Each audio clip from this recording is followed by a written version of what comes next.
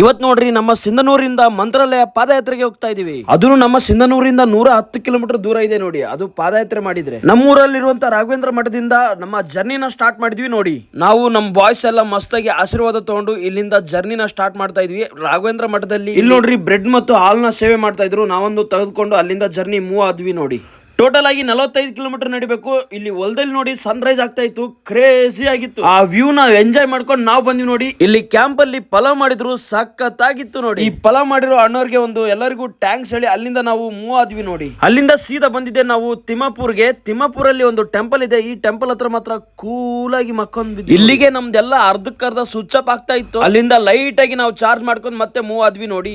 ಅಲ್ಲಿಂದ ಸೀದಾ ಬಂದಿದ್ದೆ ನಾವು ಗೋನ್ವಾರಕ್ಕೆ. ಗೋನ್ವಾರಲ್ಲಿ ಇಲ್ಲಿ ಬ್ಯಾಗ್ ಗಳು ನೋಡಬಹುದು, ಸುರಿಮಳೆ. ಅಲ್ಲಿಂದ ಹೊರಟಿದ್ದೆ. ಇಲ್ಲೊಂದು ಆಲ್ಮರ ಹತ್ರ ನಮ್ಮ ಸೌಜಿ ಮಂದಿ ಒಂದು ಲಿಂಬು ಸೋಡಾ ಶರ್ಬತ್ ಎಲ್ಲ ಶೇರ್ ಮಾಡ್ತಾ ಇದ್ರು. ಅದನ್ನು ಕೂಡ ಸೇವನೆ ಮಾಡಿ ಅಲ್ಲಿಂದ ನಾವು ಮೂವ್ ಆನ್ ಆದ್ವಿ ನೋಡಿ. ಅಲ್ಲಿಂದ ನಮ್ಮ ಚಿಕ್ಕಲ್ಪರ್ವಿ ಮಠಕ್ಕೆ ಬಂದ್ವಿ ನೋಡಿ. ಇಲ್ಲಿ ರಾಯರ ಮಠ ಇದೆ. ಈ ಮಠದಲ್ಲಿ ಎಲ್ಲಾ ಭಕ್ತಾದಿಗಳು ಬಂದು ಮಲ್ಕೊಂತಾರೆ. ರಾತ್ರಿ ಊಟನು ಅಲ್ಲೆಲ್ಲ ಪ್ರಸಾದನ ಸೇವನೆ ಮಾಡಿ ನಮ್ಮ ಫ್ರೆಂಡ್ ಜೊತೆ ಆರಾಮಾಗಿ ಚಿಲ್ ಆಗಿ ಮಲ್ಕೊಂಡಿವಿ ನೋಡಿ. ಮಸ್ತಾಗಿ ಚಿಲ್ ಆಗಿ ಮಲ್ಕೊಂಡಿರ್ಬೇಕಾದ್ರೆ ಬೆಳಗ್ಗೆ ಎದ್ರೆ ಒಂದು ದೊಡ್ಡ ಶಾಖೆ ಕಾದಿತ್ತು ನಮ್ಮ ಹತ್ರ. ಅದೇನಪ್ಪಾ ಅಂದ್ರೆ ನಿಮ್ಗೆ ಪಾರ್ಟ್ 2 ವಿಡಿಯೋದಲ್ಲಿ ಸಿಗುತ್ತೆ. 2ನೇ ದಿನದ ವಿಡಿಯೋದಲ್ಲಿ ಮತ್ತೆ ಸಿಗುವ. ಧನ್ಯವಾದಗಳು.